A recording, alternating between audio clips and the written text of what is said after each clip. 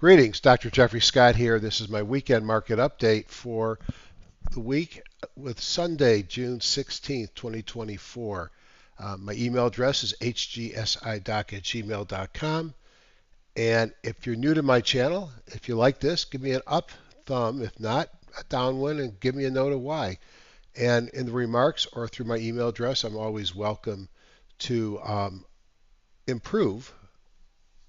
And kudos are okay too. And while you're at it, hit the subscribe button, then you hit the alarm, and then when I post these, you'll get notification. So this is really a bifurcated week. Will the broader markets bounce? Because there's some signals that they're probably getting close. When I have Hindenburg Omens, divergences, and others on the NASDAQ, which is the leaders with the narrowing leadership, I think we're going to see a bounce. Now remember, this is a shortened week. Wednesday is no trading day for Juneteenth, and I'll be doing a follow-up from the Orange County meeting, which I think I'm going to broaden the invite, and I'll stick an invite on the YouTube channel. And what we're going to talk about is a little bit about the different tools that I use to be a top-down investor, everything from wealth charts to TradeStation, TradingView, TC2000, and answer any questions people have. And then we'll open up to the folks who attended the Orange County meeting who might have questions about remaining from the program. So I'll put a link in the YouTube channel for anybody that would like to show up and participate. All right, let's take a look. This is for educational purposes only. Anything I talk about should be taken in the spirit of education, not investment advice. I'm a doctor, not a broker. I'm independent. I pay for the tools that I use. And although I have positive relationships with a lot of trading educators, I am independent. Trading involves risk, and only you are solely responsible for any investment decisions you make. And again, this is about one thing, which is education. So, speaking of educators that I get a chance to be friends with and do some work with from time to time, I'll be speaking at the next Wealth 365 meeting, July 15th through 20th, 2024. I'll put the link in the remarks section on YouTube. Really appreciate it if you sign up using my link. No, it doesn't cost anything. No, I don't get any payment. But since I don't really keep a mailing list, the only way I get people signing up, and so Rob can see that he should keep me around, is if people use my link. So I really appreciate that. Again, it's free and no obligation. If you like these videos and you want something even shorter, during the week at stocksanddocs.com, I will be posting short versions of this, usually about 5 to 10 minutes. Now, at times of market disruption or confusion, they go longer, like the last couple. Speaking of stocksanddocs.com, actually, Father's Day weekend, this is my first weekend going out on my new boat, and guess what I named it? Stocks and Docs. Very exciting in the Scott household. All right, major markets tell the story. So it was an interesting week where the NASDAQ did okay. However, the rest of the markets did not. And that's kind of where the concerns are about what's going on in this marketplace. And we're going to talk a lot about that during this session. You can see the NASDAQ, the Qs, and the composite were up quite a bit. You could see that the S&P 500 sectors, the only thing that outperformed the spider was technology. The next ones were real estate. The index of the indexes doesn't matter. And then, interestingly, discretionary picked up. But most of them were negative, led by energy, financials, industrial, staples to the downside. And that's kind of interesting, because if we thought this market was going to roll over, wouldn't you think the staples would be up? Now that's the S&P 500, and I'll talk about the 500, which is narrower, dominated by a small number of large cap stocks, cap weighted.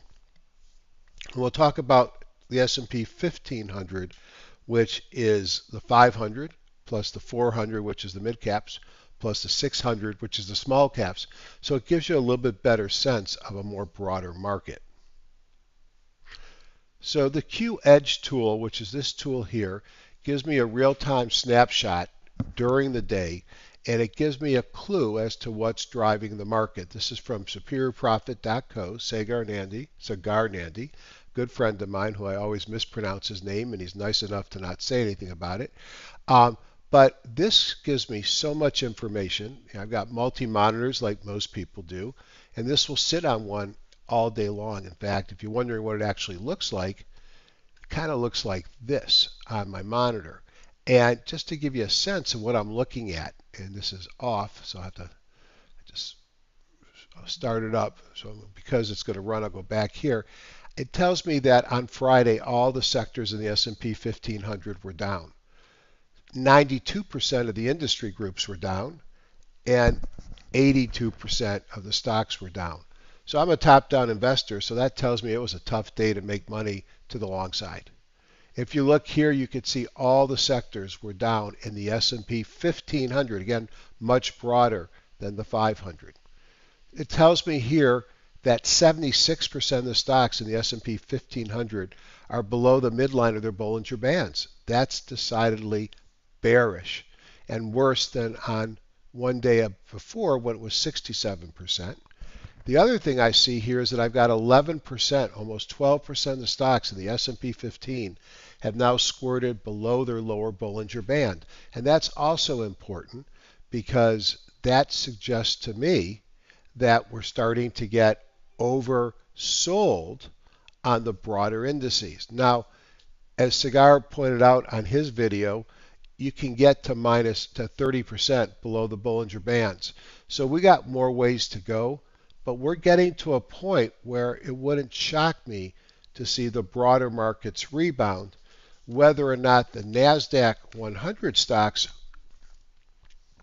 continue to power higher or not, I think that we have a divergence in the market, and they may behave similar or different if these small stocks start to rebound.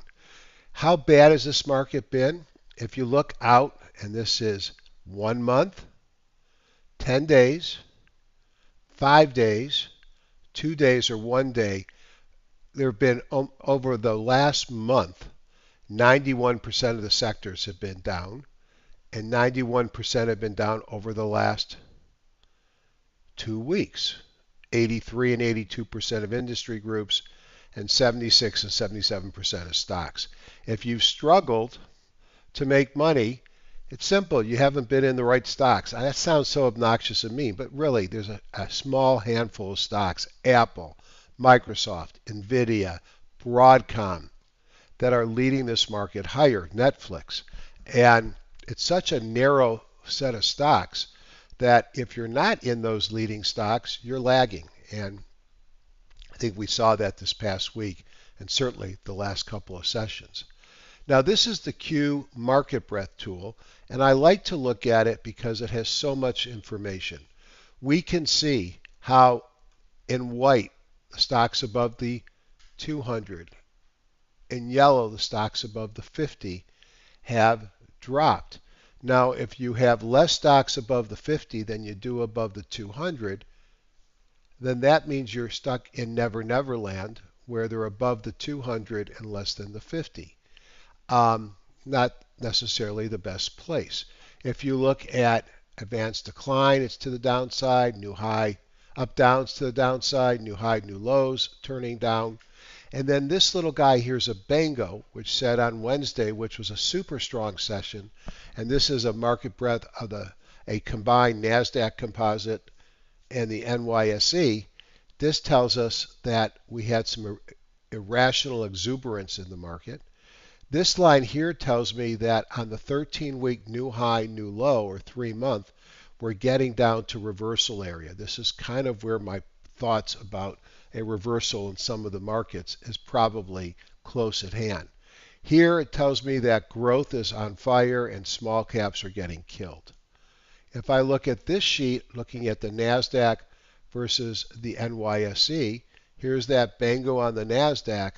And it's interesting that the NASDAQ keeps getting higher and the number of new high, new lows keep getting lower.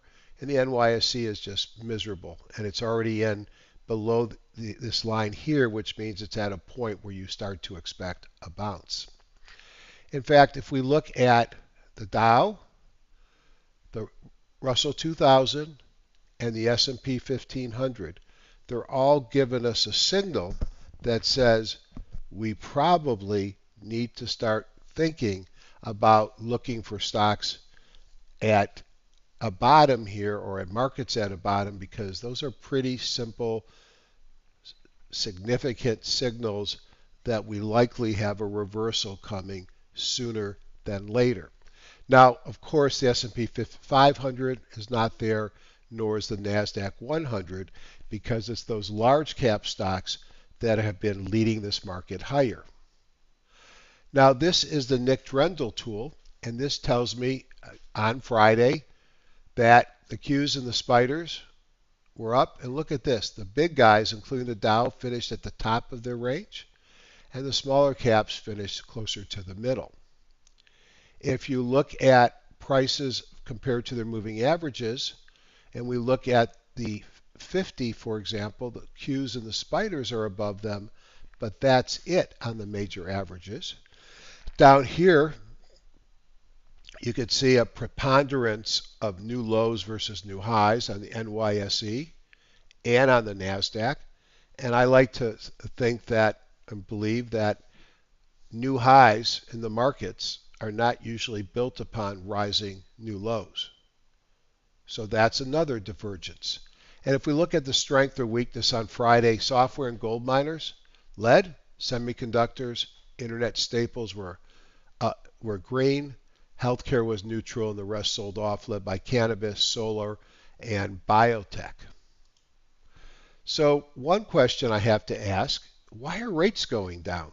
Yeah, the CPI, the PPI came in a little cooler, the economy's humming, but when I listen to the Fed, read their statement, and listen to Powell, I heard they're lowering the number of cuts, and they're now projecting one cut. Well, this is the same Fed that said the inflation was going to be transitory, so who can believe what they think? Because it's never been right before.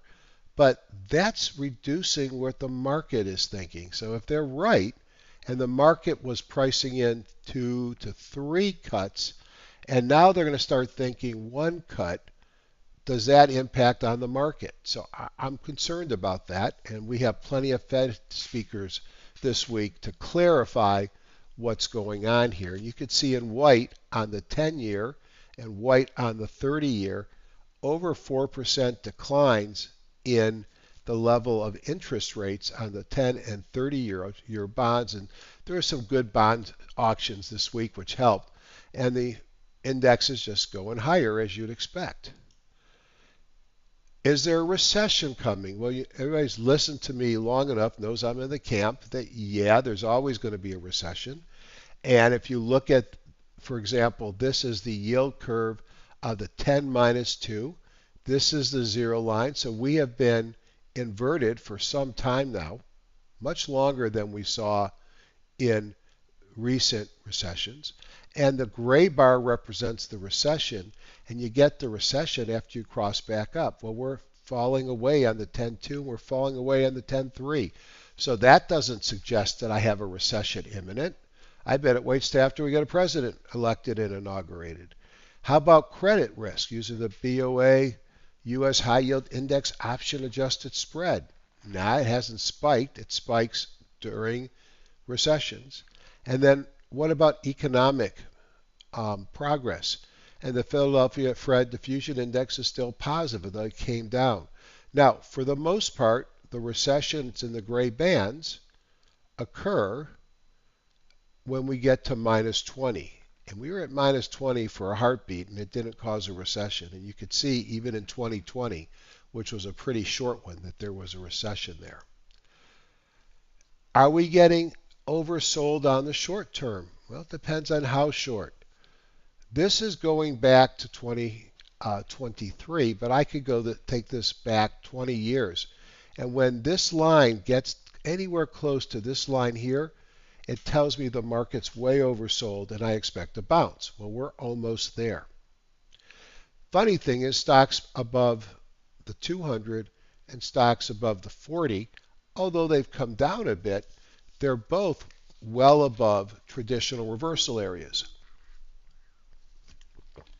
So I guess we're getting oversold on the short term, but maybe not as much on the longer term. Okay.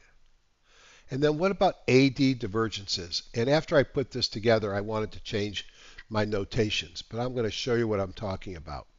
So the NASDAQ composite, this has been the humdinger. Look at this. In blue, you have the NASDAQ. So in each of these, and I've got written out what they are, the blue line is the index. The yellow line is the AD line. Boy, is there a divergence between the NASDAQ composite and its AD line. And until that reverses, I'm going to worry about this market. Look at the Russell 1000, the large caps. The index is still going up, although it's flattening. And notice the AD line pulled down. Now it's still doing well, so I'm not going to get too excited, but it's something to watch. And then even this one, the NASDAQ 100, where all those big time leaders are, the index is going up and the AD line is starting to turn down. So does that mean we're expanding our AD line divergences? Well, that can't be good. Here's the buckets. This is similar to what Cigar does on the Q edge. This is an edge rater, and you can see most of the stocks in the S&P 1500 are below their midline of their Bollinger Bands, but only 11 or 12% are beneath the bands. Now think about the bands. The bands are going to capture well over 90% of the movement of a stock. And at any given time, you expect the majority of stocks to be inside the bands. As we start to expand the number of stocks below the lower band, we're going to start to see risk to the upside coming into this market. Maybe not quite yet. How about the Hindenburgs? Again, now this is one of my favorite indicators. It's not everybody believes it. A lot of people think it's an old wives' tale, but I'm pretty convinced that it is a great signal before all major corrections. Now, the reason it's not a great tool is because there's plenty of time that it fires, and it's just a minor pullback, and you don't do anything about it. But I do pay attention. And what I can tell you is we fired on the NYSE Common on Thursday and Friday, and on the NASDAQ Composite on Thursday and Friday. So we've got confirmed Hindenburg Omens on both the NASDAQ Composite and the NYSE Common. Now you might ask, but why didn't I show you that on the Q Edge tools? And there's a good reason for that. What I have found is it really matters what you look at, what stock group you look at. And typically and traditionally, this is calculated on the NYSE. But if you look at the NYSE, there's a lot of non-common stocks there. So I look at the NYSE Common, which is a subset of stocks. And on the NASDAQ, I look at the all NASDAQ. So this is what I follow, and it's been pretty spot on. Now, I will tell you that the NASDAQ is definitely not traditional. And 2-3 weeks ago, I actually did a special video making the argument that maybe we should be looking at the NASDAQ because it contains a different set of stocks. Here is the Edge Rater warehouse view where I put all the stocks that are tradable to me. So it's $2.50 and 250,000 shares. And I run them through and I ask the question, how do they fare based upon their ERG? And the ERG is what's calculated on the last day of the prior week, looking forward this week. And what we see is over the past week, you have this uptrending move. Almost all the markets below 0%. And this gray line shows you that when you get up to the head or the tail, there's very few stocks. So my sense is that growth did a little bit better, but most things did poorly. If you look at here, you look at performance by earnings per share rank. Up until the high EPS rank stocks, there was a trend towards improvement on the week with those stocks that had good earnings. This is kind of weird. But relative strength, again, relative strength was better than low relative strength. And this also shows that the stocks that were leading the prior week actually outperformed the stocks that were laggards the prior week. How would I put this together? Crappy week, very few things up. We know that. And if anything, growth was in the lead. Know your news and earnings. These arrows on the left-hand side represent various Fed speakers that will be out and about this coming week. Remember, Wednesday's Juneteenth holiday. I don't know if this is the first year. I'm sure it's not, but I don't remember it before. So the markets are closed on Wednesday, which makes my Wednesday webinar great because I don't have to worry about updating all my charts and stuff. They'll already be updated. Who knew? I didn't. You can see we've got a bunch of retail sales, production, capacity. We've got home builder confidence. That'll be interesting to see. Jobless claims on Thursday, housing starts, Philadelphia Fed manufacturing, PMIs. So there's plenty of news, but I think the big story is how much do these Fed heads move us around with their commentary after the meeting. It's not unusual if the Fed feels that the markets, meaning us and the pros, misunderstood what they were trying to say, and they come out and try and correct us. Well, since the market did so well, I don't think they'd be correcting the market higher. Earnings have slowed down. Now, if you have one of these, it's still a big deal.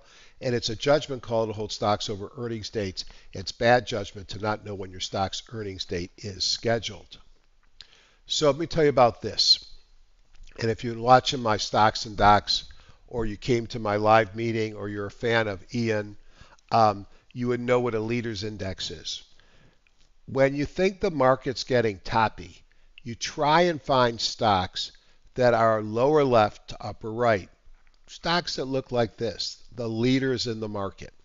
So one of the things that we did in Orange County last weekend is I had everybody bring their top stocks. We looked at them, and the only rule I had was I wanted 15 to 25 stocks. I wanted them to look like this pattern. I didn't want them to have already rolled over because now they're not leading anymore. And I didn't want more than two in each industry group. And this is what we came up with.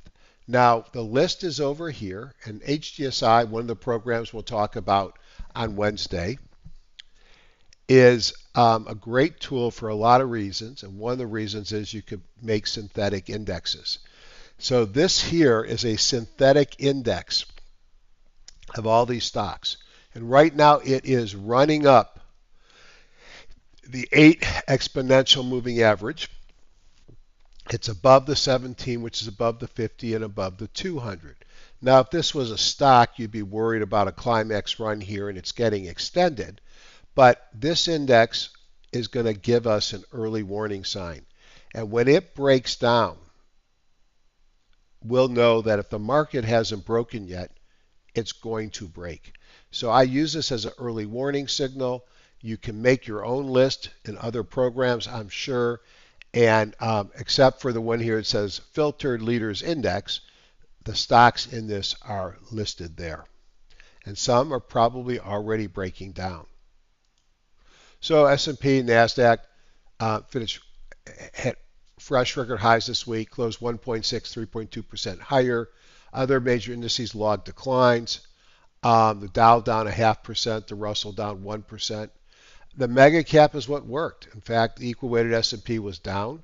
The mega cap growth, MGK, was up 3.4%. And look at those big movers. Apple on the week, 7.9%. Broadcom, 23.4%. Adobe, 12.9%. And you also had continued strength in AI leaders such as NVIDIA, which maybe surprised some people by not rolling over after its 10-to-1 split. In fact, that must be in vogue because AVGO, Broadcom, announced a 10-for-1 split as well. Broader markets declined, so we've got divergences. We have confirmed Hindis. We got Bangos, and lots of signs of concern. Yet we're getting to a point where, at least short term, we're starting to look oversold. Now, how do I put all that together? We're moving on all cylinders according to some of those things, yet we're about to bounce. And I think it's because we got a tale of two markets. I think that the NASDAQ composite, the Qs, I'm going to be watching that gap on Wednesday, and we'll go look at that. They haven't filled the gap, and as long as they respect that gap, one expects them to go higher. But I think the more broader markets are getting significantly oversold, and it wouldn't surprise me if we see a bounce this week, or at least a rotation into some small caps. So again, Wealth 365 coming up, and July 15th to 20th, and I'll have the um, link in my remarks section. And now onto the charts. So as you can see here, this is now run. There's a lot to this tool. Sagar does these great videos on YouTube. It's QQE, trading profitably, other things he uses, but he really goes through how he uses his tools to do top-down investing. So let's take a look at the markets. I'm going to use for the rest of the body here wealth charts.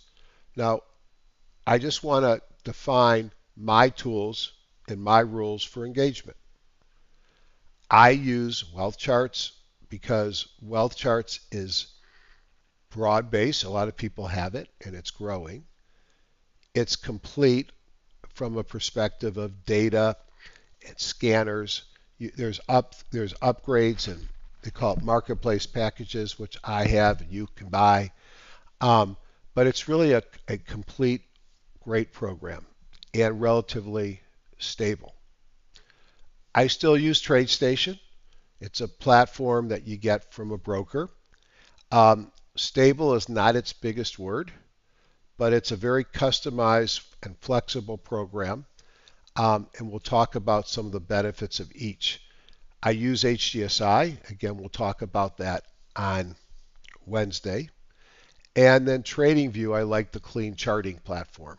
So I use them all, and then the Q tools and the market breadth tool, which requires Metastock. I mean, these are my go-to tools that I run every day. And I think a lot of the feedback or comments that I've seen from the OC meeting, which for the most part was very well received, is they like me to spend more time and talk about which products, why, how I use them, and the pros and cons. And that's what we're going to do on Wednesday.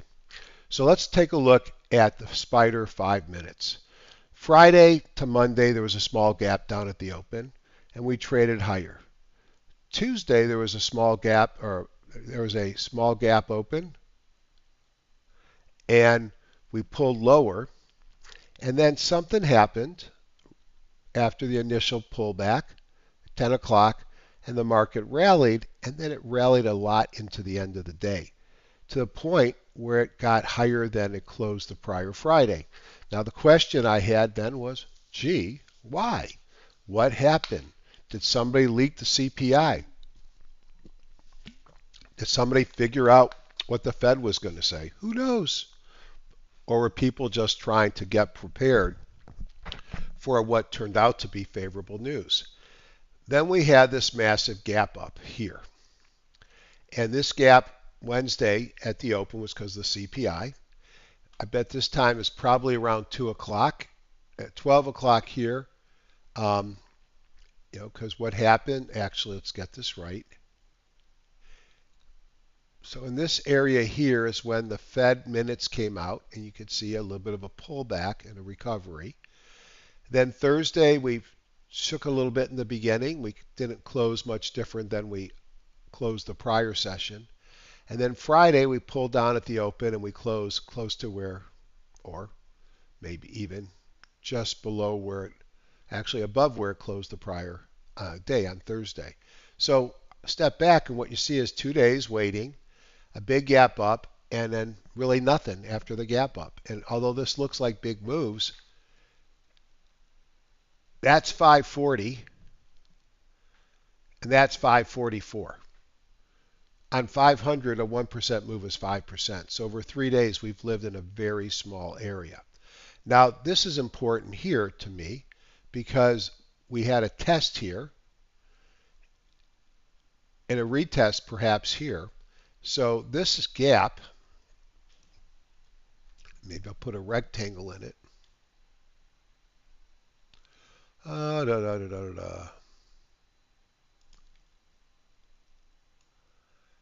As long as this gap holds,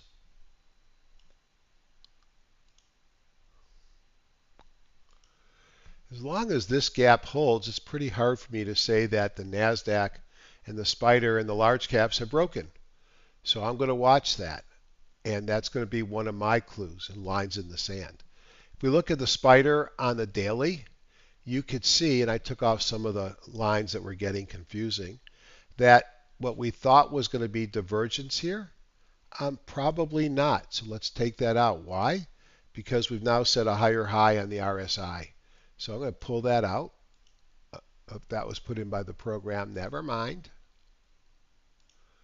Well, I took it, and then this is the one I think I put in. But regardless, we've head up. We did not trigger the divergence. That's why it's still white. The MACD has turned positive again, although it's not as positive as it was back here. So there's a little divergence there. The Bangos are all green. And we closed right near the high of the session, up 0.06 on Friday. Not a very big move. As we saw, it was relatively flat. Does this look healthy or unhealthy to you? To me, it looks pretty darn healthy. Am I expecting this thing to run out of steam and pull back at some point? Absolutely. The high jump is at 98.2. But am I ready to say short everything, the market's going to tank? No, I'm watching this little area here with a gap up. Do I think it goes higher? I think it goes higher. I think the rest of the market's going to bounce. I think this keeps going. But we'll have to see. There's plenty of people saying that the end is near. And don't forget, we had those Hindenburg Omens. So I am cautiously optimistic, but I don't have to be just cautious. And let's just draw it on here. Drawing tool. I want shapes. Extended rectangle this time. And let's just put it in. As long as I stay above that area, I'll probably stay long. How about the other indexes? The Qs. Again, the divergence didn't fire. Why? Look, the RSI took out the prior highs. So there's no divergence there. The MACD is moving up, higher here. All right. Closed at the high of the session. That's bullish, up 0.52. I think you can say the exact same thing about this one as you said about, or I said about the last one. I want the extended one. Go back here, drawing tools, shapes, extended rectangle, and that is, as long as we respect that gap, then the market, I'm not going to be too nervous about the market. Now, obviously, we'll see where it's at in a couple of days. I may have to move some lines. But NASDAQ still looks strong. I don't see anything here. I don't see a candlestick that says I have to roll over. Now, let's look at the diamonds. And the diamonds clearly are not keeping up with the Joneses. And I'm not talking the Dow Jones. In fact, you could almost argue that we're in a trading range here. But what do I see? Couldn't get above the 50. That's bothersome. That's a wealth signal. That's a Rob Hoffman. Let me just see if it's a wealth signal or an EMS, because sometimes on these charts, let me just make the EMS here. Triangle up, which is mine. Triangle down. That's how I differentiate. Yeah, it's an EMS signal. So there's a short-term sell signal came in. We're below the 50. Notice that the MACD has turned negative. So the Dow is definitely trailing the other two, but it was only down 0.11%. To me, the line in the sand is that 15-day. Can I get there? If not, is the 200 in our cards? It's only about 3.5, 4 points. It's not very far percent-wise. What about the Russell? The Russell really is doing nothing. It's kind of moseying around in this box, which it squirted out of. I've talked before that the 200 would be a target if it couldn't hold the 50. It's dropped out of the box. It's dropped out of the 50. The Russell's the weak thing right now, 1.59. Now, Who's going to bounce? It's going to be small stocks probably. And but right now the one short position I have is TZA, which actually saved my bacon on Friday. And then we have two other things here. We have the dollar, which I just did it again. I am always making the mistake of closing out my diamonds. Let me just put it back so I don't forget. Diamonds, and make that daily. And then I'm going to come down here and I am going to chart templates, open, and find the one that I like to use, hit dismiss, and now I'm back. I'm back. Doesn't look so bad when you push it out. We're just off the all-time highs. Here, the VIX. You'd expect the VIX to have moved something considering the weakness in the overall market. It actually got below 12, and the VIX on the week was up 3.6%. And then probably if I want to be concerned about what's going on and I want to be bearish, I don't like the dollar here. I think the dollar is, I'm a little nervous that the dollar is moving back towards that channel. And I'd like to see the dollar stay here flat. So I'm going to be watching the dollar, but you can see the dollar was up about 0.5% on Friday. So still hanging on. I mean, as much as we hear bearish people on the radio and the Hindenburgs and all that, which have to keep our mindset open, I've got objective things here that'll tell me when it's too late and when it's time to move. Commodities, if the dollar is going up, you can expect commodities not to be great. Let me turn this on real quick. So you can see gold struggling at the 50 was up 1.3%.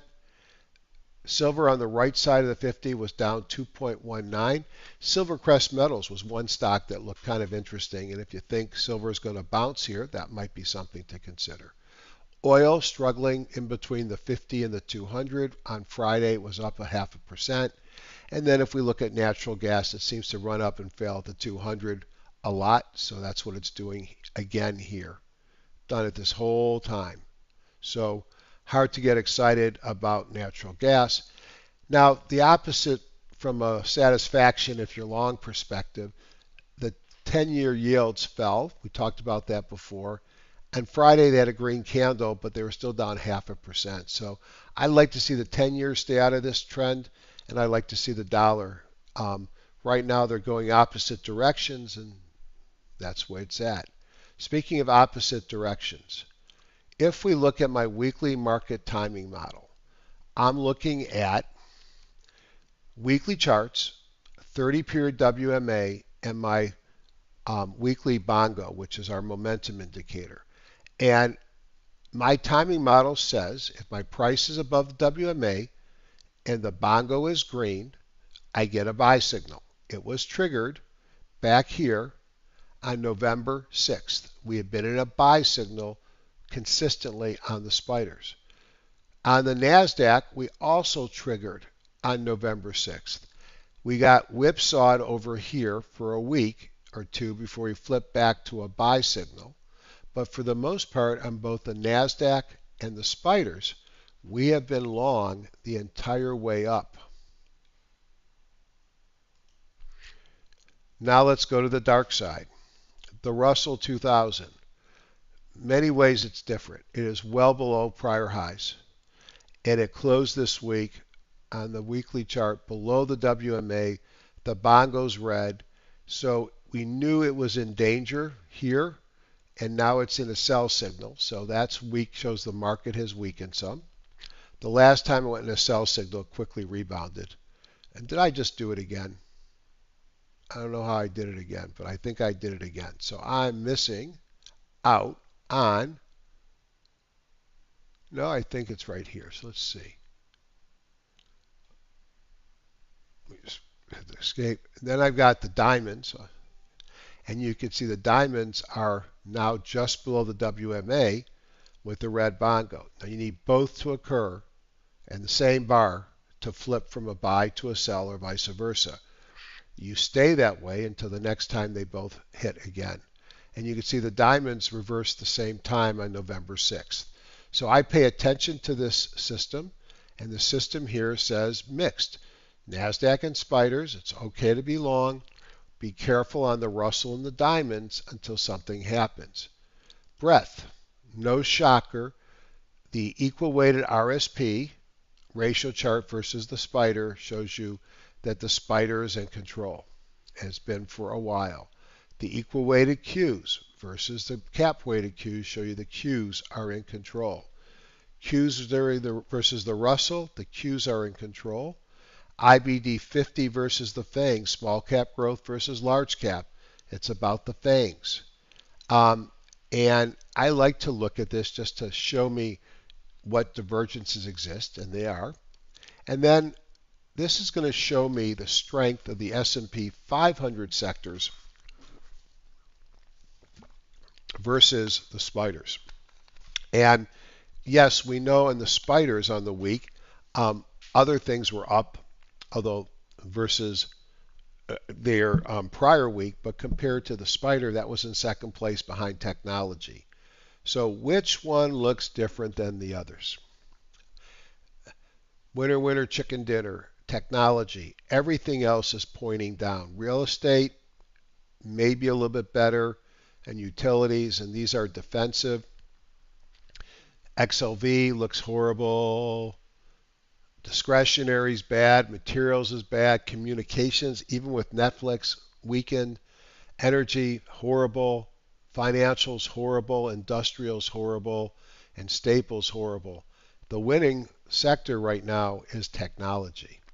If we go into the scanners, we start with a heat map of the S&P 500. Here is NVIDIA. What a beautiful cup handle and a breakout, although probably a little bit too high. I guess this may have been the handle, but regardless, NVIDIA looks great. And what a winner it's been this year. And probably keeps going. What I find most impressive about NVIDIA, frankly, it's its earnings and revenue growth with AI. This here in the triangle is a launch indicator. You can see my wealth signal went positive over here. The launch, my EMS went positive. The launch signal and Rob's EMS went positive over here. This is the leader of our market. Broadcom had great perception on earnings and a 10-to-1 stock split. And you could see two launches in a row. Adobe also had earnings, but this one's different. This one was in the bottom part of its pattern. Now that's a pretty significant reversal. Still don't like buying and owning things below the 200-day moving average. Microsoft has had a big run. I think you've got a Microsoft versus NVIDIA, and then Apple for who's got the highest value market cap in the business. All-time highs on Microsoft, I believe. Certainly look like it, doesn't it? And then Apple gave it up the last couple of days, but really it's just flagging after this massive run after their AI-infused presentations at the Worldwide Developer Conferences, I think it's called.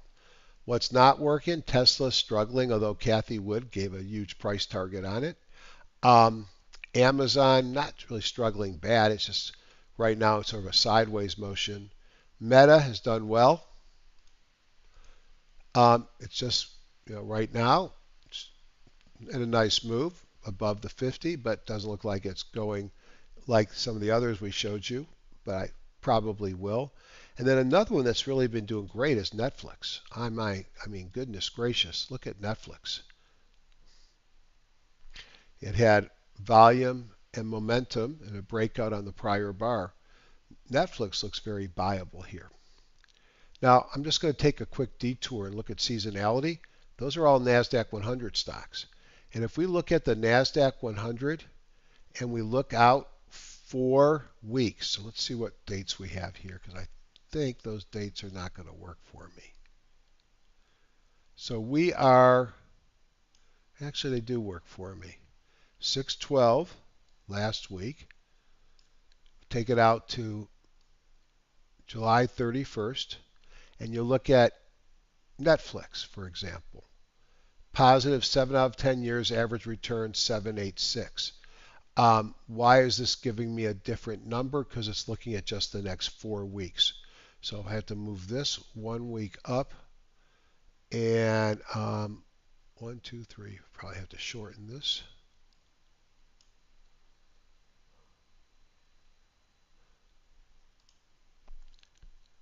You could see from June 19th, which would be middle of the week, to July 17th, up 10 out of 10 years, average return 7%. But if you just look what we have here, Tesla, Netflix, Amazon, Meta, Apple, Nvidia, Adobe, big cap tech does well this next 4 weeks. So that's something to keep in mind. And maybe that's part of why we're seeing the strength in technology.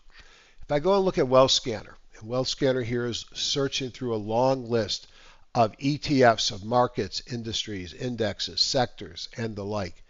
And this is part of why I recommend wealth charts to people. All this stuff is included, and it's not that difficult to set up until I get into my scanner, which is going to happen in a minute, and that launch indicator, which is a special thing for Rob's mastermind. Everything else that I've shown you in this program, including the ratio charts, comes as part of the basic program. So I'm ranking these things. And first, how many things are above 800? Wow, lots. That's a change. That's an improvement. How's that happening? The broader markets look horrible. Well, I think it's narrowing. XLK Tech, SMH Semiconductors. I have no idea what the MSCI USA Quality Factor ETF is. Spiders, Semiconductors, Spider Growth. Core S&P US Growth, S&P 500 Growth, Core S&P 500, S&P 1500, the Qs, Russell Growth, Things. All right, now we drop below 800. Do you notice a trend here? They're all technology and growth.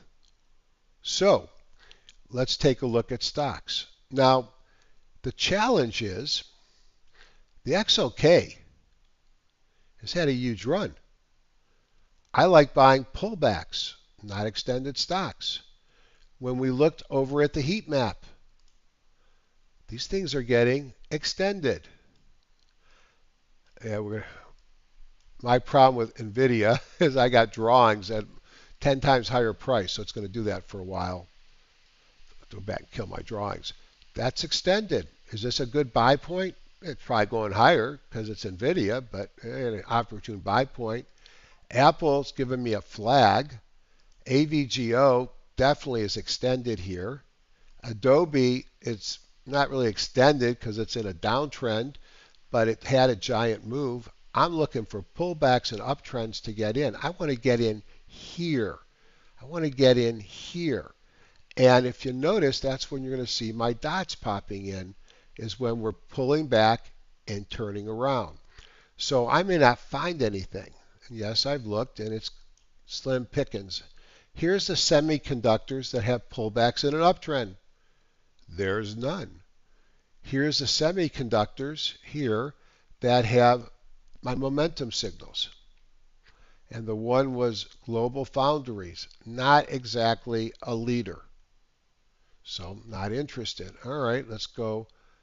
How about rockets? These are ones that are in big up moves, okay? We have AMKR. Here's your little pullback. It's choppy, sideways move. We looked at it last week. I said choppy. Form factor. Big gap up here, run up, pull back. I need to see some action. Volumes turning down. Micron. This is probably one of the better stocks or charts so far. Problem is, what's a high jump? That's 73. I just saw this. I said, boy, that's getting extended on the weekly, but it's got earnings coming out soon. So that might be a challenge. But that's a nice uptrend coming out of a squeeze here. All right, Qualcomm. Qualcomm makes those processors in this batch of laptops that come out July 18th, which will be the second time that we've looked at, well, not the second, but one of the times, second big time we've looked at an ARM processor. This is Snapdragon, Elites, X's, and Windows computers. I can tell you the Surface Pro or Surface X that had the Qualcomm processor sucked. So hopefully we'll see if this generation actually will play things like TradeStation. Um, Looks good. I mean, it's probably less extended, 79%. It's just getting tired in there. Taiwan Semiconductors. All right, this one looks great. It's got a flag here. Maybe we'll get a pullback for a few more days, something to watch. And then United Micro, this is, yeah, too choppy for my taste. And it's a cheap one. I think there's probably better things to go. So unfortunately, I don't see a lot of these semis that are buyable up here unless you're kind of in the I'm just buying them because they're going to go higher category, and that's not my category because I think we're extended here. Certainly on the technology, and that's what's so crazy this weekend. Technology, semis extended, rest of the market getting oversold. It's a very interesting market. Let's just look at the broader technology. Here's a couple things that made it to the list. Let's take a look. Adobe. Yeah, I mean, this one is great. Maybe it's the thing to buy because they're talking about AI and, AI gets everybody excited. I just don't buy things below the 200 because they have a tendency to do what natural gas is, hit the 200 and come back. ACIW, this one I'm interested in, and this one I think is on my buy watch list for a number of reasons. It had a momentum bar here, actually had an up day, even though it was a red candle, failed breakout on Thursday. And on Friday, on a tough market, was up 0.9% and had a breakout bar again. Relative strength and OBV look like they're going the right direction, not extended. So here's an uptrend with a pullback starting to break out. I like that. Commvault Systems, nice uptrend, sideways move here. Couple of dots coming out of a squeeze. This one looks interesting as well.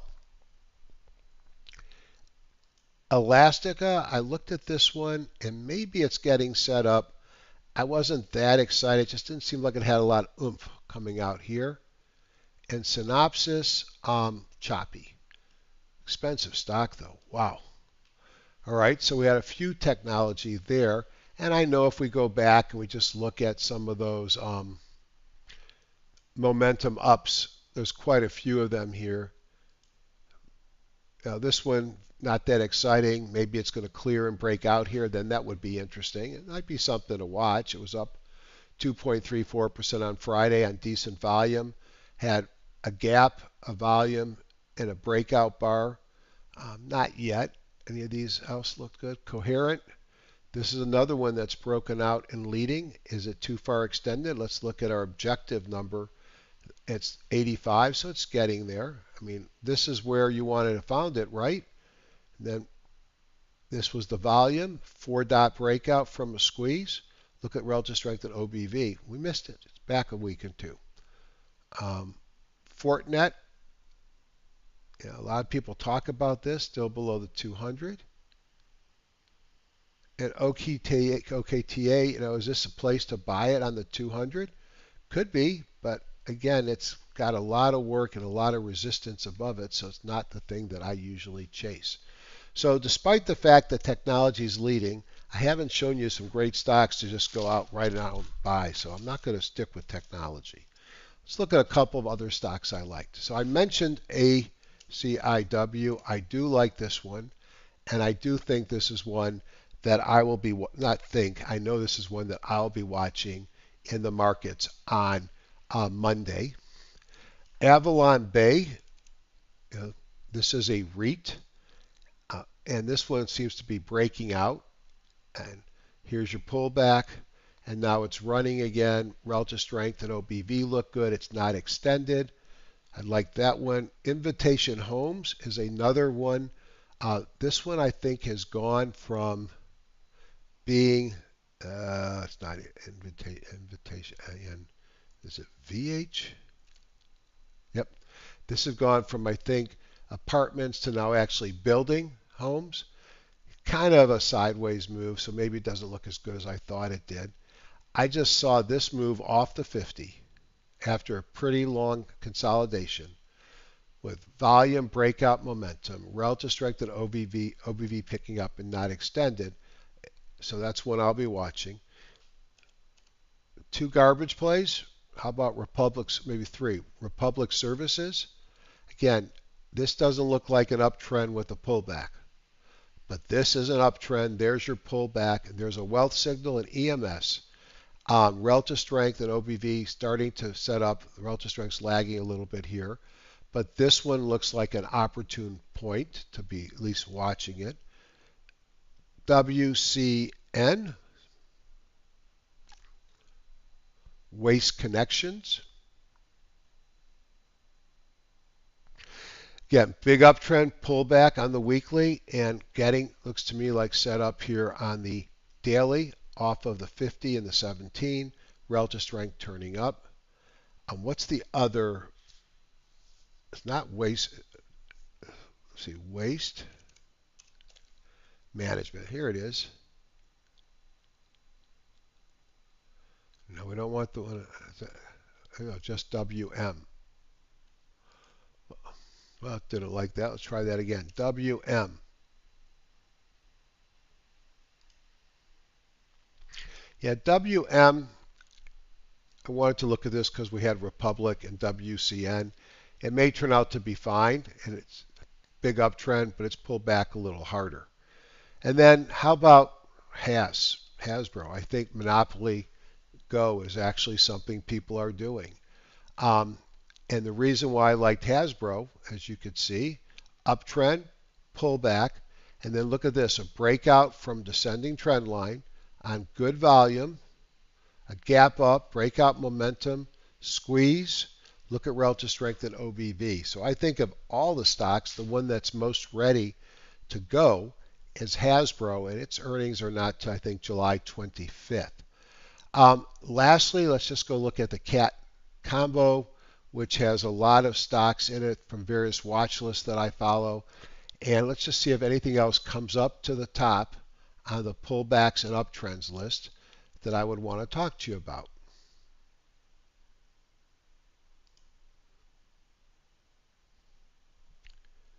Scott, combo leaders. Something tells me I got the wrong list in there.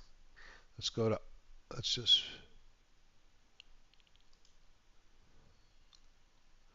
actually, let me just import it in. This I need to know if I got the wrong list. So let's find watch list. Watch list. Nope. It's a big list, isn't it? Huh. What does that tell you about the market? This is it with bullish dots and pullbacks. Interesting. Adobe, Hasbro, Netflix. TZA is the one that I've been playing on the short small caps. It doesn't look like much, but this thing really has had a big run percentage-wise. But if the markets are reversing, I should get rid of it. Yeah, I mean, not anything else here. Rollins is another one in the services side. Waste management and other things. Look at this thing. Nice uptrend. Breaking out here on great volume, coming out of a squeeze, relative strength and OBV look good as well. So I found stocks that actually look good, but I think it really matters on the market. And I'm going to stick with what I said going in. I think the markets are bifurcated. I think that until I'm told otherwise, my market timing model changes, we break into these rectangles, that the spider and the Q, especially the larger caps, continue to look good. And until they stop going up, they're still going up. And that wasn't very profound, was it? The Russell, the diamonds look tough, but especially the small caps look like we're getting close to a reversal area. Reversal doesn't mean we move to new highs. Reversal means a bounce, which could be a time to short again at higher levels, time to get out. But we're going to see. So that was a long one, just about an hour, not by my intention. Please sign up for Wealth 365. I'll put a link in for the Wednesday session. We'll make it open, especially since the market's closed. Have a great rest of the weekend, and happy Father's Day.